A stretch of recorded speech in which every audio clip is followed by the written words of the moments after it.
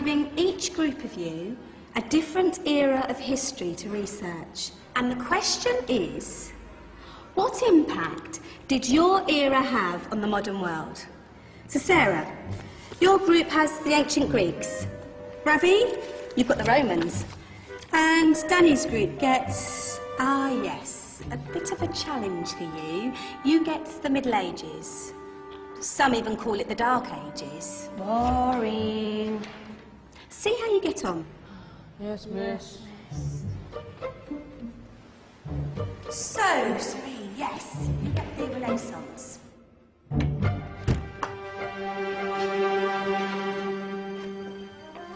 Is that the librarian?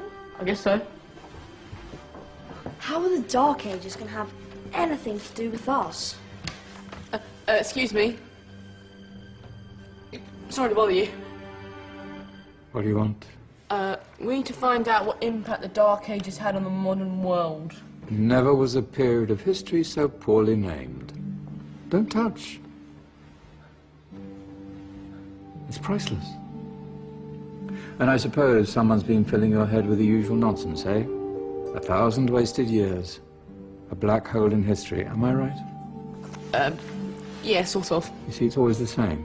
You assume it was all mud, disease, death and destruction, with marauding mobs of barbarians ripping down the good of former civilizations, burning and plundering as they went, nothing of any worth invented either, eh? Oh, no. Go on, Beofrey. Sorry to bother you. Come on, it's probably not worth it. Everyone knows that the Greeks and Romans invented everything anyway. Oh, did they now? And you're sure about that, are you? You know, I might just have something for you. You seem to be up to the task. I suppose I could... Follow me. I've got just the book for you.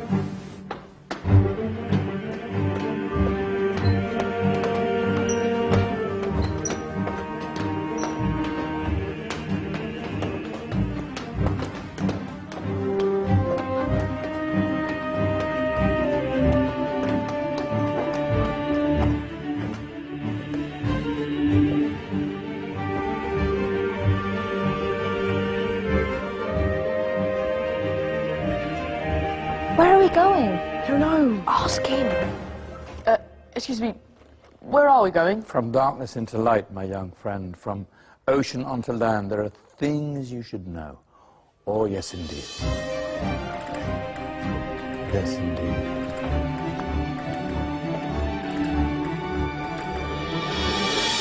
Now, I know I left it round here somewhere.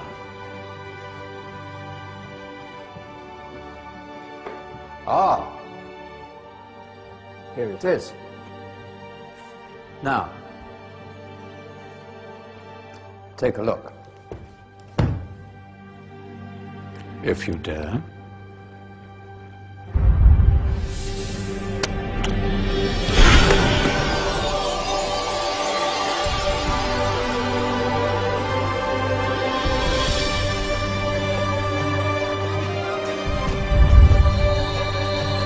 What's going on? Welcome to the Dark Ages, or as it should be known, the Golden Ages. Who are you? I am Al-Jazari, engineer and ingenious inventor. I thought you said this was the Dark Ages. It doesn't look very... dark. That's because it's all a matter of perspective, my soon-to-be illuminated friend. Of course, there are parts of the world that weren't dark at all, but in a civilization that stretched from Spain to China, the golden rays of discovery and invention shone over everything. What civilization? The Muslim civilization, my young friend. Through scholars and scientists of various faiths, some of the most important discoveries known to man were made at this time. Discoveries that drew on knowledge of the ancients, but have more connections with your modern world than you could possibly ever imagine. Like what? Well, all sorts of things. I've got to get a picture of this. I knew it was a good idea. Who are you? Allow me to introduce Ibn al-Haytham, a great scientist whose ideas led to the invention of the camera. You invented the camera. I laid the foundations for modern cameras by explaining how our eyes work. I found a way of projecting an image onto another surface through a small hole in a dark room, later called camera obscura. Think of all the things that evolved from this discovery. Cameras, cinema, all share the same principle. Cool. Look out below! Who's that? That's my good friend, Abbas ibn Farnas, who gazed up to the heavens, passionate in his belief that man could fly. Whoa. Indeed, he dared to dream about flying 1,000 years before the Wright brothers.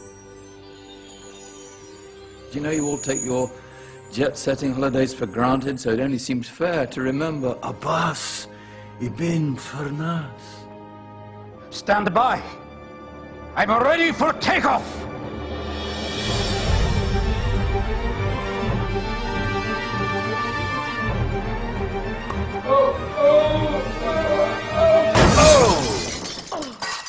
You did forget one thing, though. A tail, useful for landing. Ah, my back. Is there a doctor in the house? Did someone call? Ah, my old friend, why don't you introduce yourself to my young guests? I am Abul Qasim al-Zahrawi. Many call me the father of surgery. Did you actually do surgery back then? Of course we did. In fact, many of the surgical tools that I invented are still used in your modern hospitals. Excuse me, a patient needs my attention.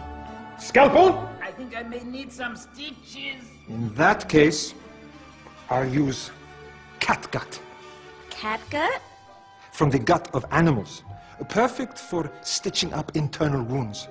Your surgeons are still using it today. Sorry, mustache.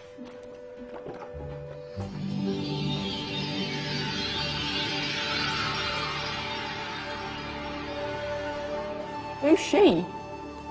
That's Maryam al-Astrolabi. One of the many brilliant women of her time. She made sophisticated astrolabes. Astro what? Astrolabes. They show the sky and the stars on a small flat plate you can hold in your hand. Think of them as ancient calculating or timekeeping devices. Today you have your watch, your compass, satellite navigation, helping people and explorers travel the world. Science at its brilliant best. And all these things were developed during the Golden Ages. And that's just the tip of the iceberg. There were thousands of other inventions covering all areas of life, and in the years that followed, their influence spread across the whole of medieval Europe. So you see, it wasn't so dark after all. What about you? Me? What did you invent?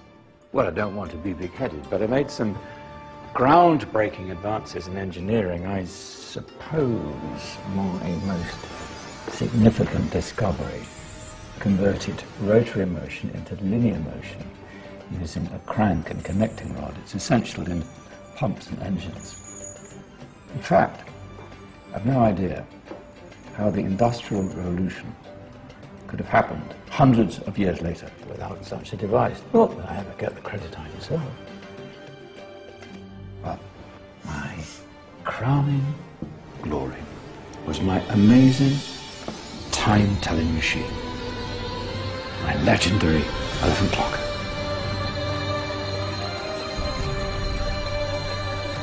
It's a clock. Yes.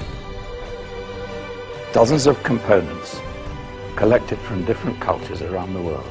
Indian, Greek, Arabian, Egyptian, Chinese. Wow.